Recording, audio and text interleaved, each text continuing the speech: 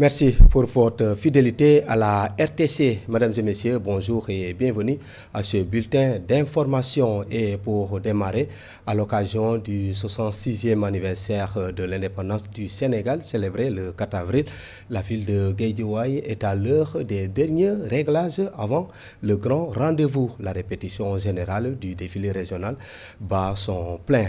Sur place, forces de défense et de sécurité, élèves et mouvements de jeunesse peaufinent leur formation avec rigueur dans une ambiance studieuse et disciplinée. Les autorités administratives et militaires supervisent de près le dispositif afin de garantir un défilé ordonné, symbolique et porteur de fierté pour les populations. Donc, par rapport au défilé du 4 avril, vous pouvez suivre le défilé du 4 avril en direct sur la radio-télévision communautaire du Sénégal, RTC. À 48 heures de la fête de l'indépendance du Sénégal, le département de Bambey s'active pour les célébrations du 4 avril. Les autorités annoncent une forte mobilisation tandis que la commune assure avoir pris tous les dispositifs nécessaires pour accompagner cet événement commémoratif. Malik Ning nous fait le point. L'occasion de cette fête nationale dans le département de Bambey, le préfet rassure sur l'organisation. Nous aurons environ 1665 défilants, dont des élèves, des artisans, des guides, des mouvements là et mouvements de jeunesse, des universitaires, des corps paramilitaires, des militaires, et je pense toutes les catégories socio-professionnelles sont venues. Du retrait de flambeaux au défilé en passant par les jeux d'enfants, la journée sera riche en activités. Donc, pour assister au défilé, avant le défilé, la retrait de flambeaux et aussi participer aux autres activités, surtout les jeunes, les enfants. Je souhaiterais que chaque enfant du département. Le département de Bambey est prêt. La commune de Bambey qui va accueillir les festivités se dit également prête. On a eu tout à l'heure une réunion de coordination pour pouvoir visionner pour l'ensemble des préparatifs. Bon.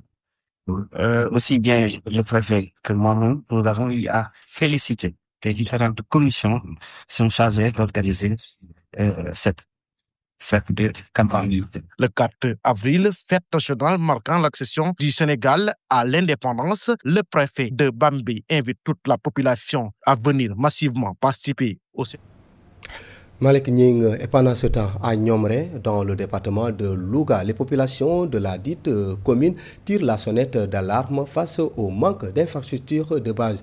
À l'occasion de la journée de réception d'une ambulance offerte par les jeunes de la localité, ils ont plaidé pour la construction d'un centre de santé, l'électrification rurale et le renforcement de la sécurité, notamment par l'installation d'une brigade de gendarmerie. Écoutons la réaction des habitants au micro de Goromboy.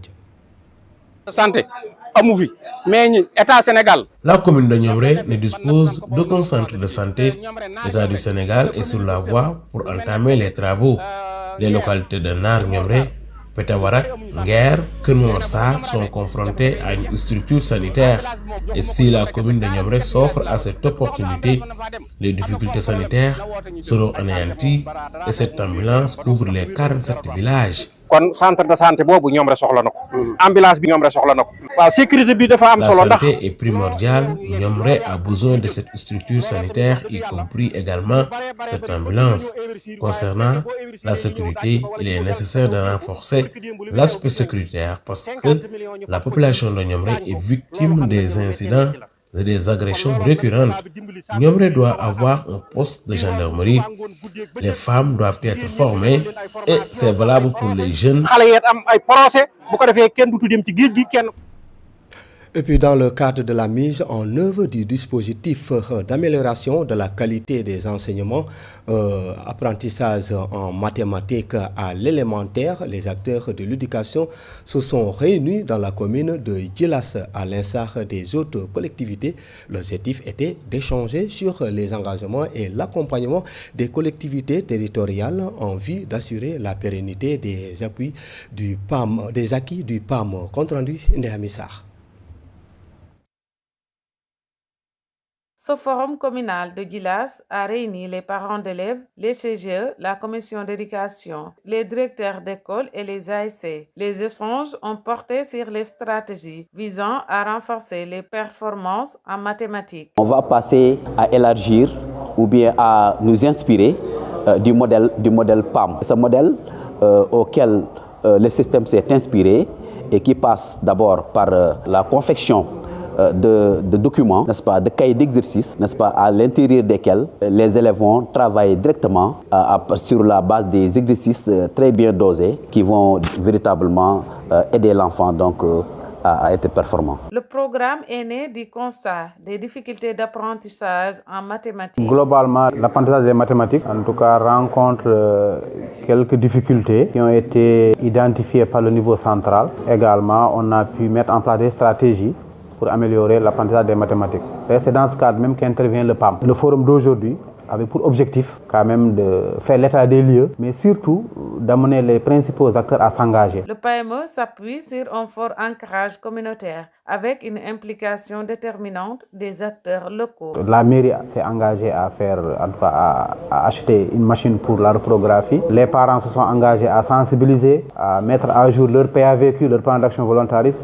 Les AS se sont engagés également à accompagner les enfants. L'IF également s'est engagé à faire le suivi nécessaire. Donc c'est une synergie d'action qui permet quand même de rehausser le niveau des enfants en mathématiques. Rappelez aussi que le programme PAM a un ancrage vraiment communautaire. Donc les parents d'abord, le CGE sensibilise la communauté pour que les enfants puissent travailler en dehors des heures de cours. Inspiré du modèle japonais et soutenu par la Zika, le PAME arrive à son terme. Les maires sont désormais appelés à en assurer la pérennité des acquis.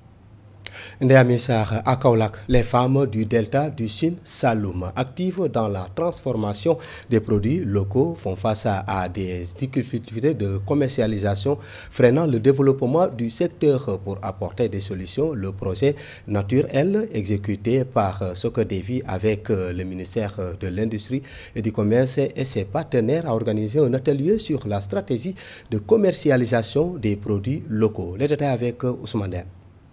Problème de commercialisation. La principale difficulté des femmes du delta du Sine Saloum se résume à cela. Parce que qui dit production, dit commercialisation. Et là, le partenaire a fait venir plusieurs partenaires techniques dont nous, femmes, nous n'aurions pas eu l'occasion de les rencontrer. Et c'est l'occasion pour nous de poser des questions, de se rapprocher de ces services techniques. Dans ce sens, le projet Naturel, exécuté dans la zone du Sine Saloum par Socodivi, travaille inlassablement. L'objectif, quand même, c'était de développer des projets structurants et à forte valeur ajoutée. Et ces résultats, quand même, nous ont donné beaucoup de satisfaction et aussi une diversification des produits à travers les innovations que nous avons mis en place. Et là, la conséquence, elles sont confrontées à des défis commerciaux. C'est tout le sens de cette rencontre réunissant toutes ces femmes qui ont à cœur de commercialiser leurs produits. Parce que vous savez, les femmes transformatrices rencontrent beaucoup de problèmes en ce qui concerne le FRA.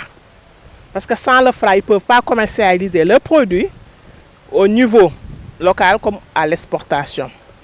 Donc, ils nous ont invités à venir participer à cet atelier pour montrer, pour sensibiliser et appuyer les femmes pour l'obtention du FRA. Avec l'accompagnement de l'État, ces femmes du delta du Sine Saloum comptent relever les défis tout en contribuant également à l'atteinte des objectifs de la souveraineté alimentaire. Et pour finir, à Vélingara, le port du casque est obligatoire depuis quelques mois. La gendarmerie mène des opérations pour sécuriser les conducteurs et les passagers de 2 roues. Si certains saluent ces mesures, estiment qu'elles sont bénéfiques, d'autres s'y opposent. Micro-trottoir réalisé par Mariama Barsen. Nous les Jakartamans, on est fatigués, hein? On est fatigués, très fatigués même. Parce que la moto, si tu achètes la moto avec un casque. La moto ne vient pas avec 2 casques. Maintenant, si la gendarmerie nationale sort pour également les clientèles portent des casques, tout ça fait des problèmes. Comment acheter? Tu travailles, tu viens à 8h, tu descends à 21h, à 22h, comment dirais-je également, tu gagnes que 2000 francs. Maintenant, tu sors ta dépense à la maison. Et comment fait-il également pour que tu gagnes 5000 francs pour acheter également pour acheter un casque? C'est des problèmes. C'est juste pour la sécurité des usagers qui utilisent les motos. Parce que quand vous achetez une moto, automatiquement, si vous ouvrez le paquet, il y a une casque obligatoire là-dedans. Même sur le réservoir, c'est écrit avant d'allumer la moto, il faut d'abord porter votre casque pour des mesures de sécurité. La gendarmerie est là pour tout le monde. Elle n'est pas là pour X ou Y. C'est une initiative pour la population. Le port de casque est très important, surtout pour ceux qui circulent sur le goudron.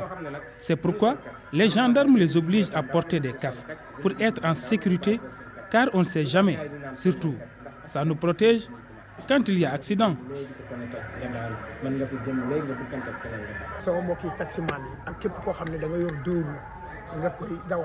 Les taximans doivent porter des casques, de même que ceux qu'ils supportent derrière.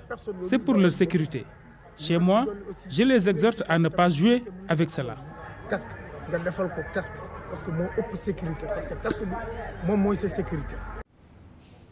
C'est la fin de ce bulletin d'information sur la première radio-télévision communautaire du Sénégal.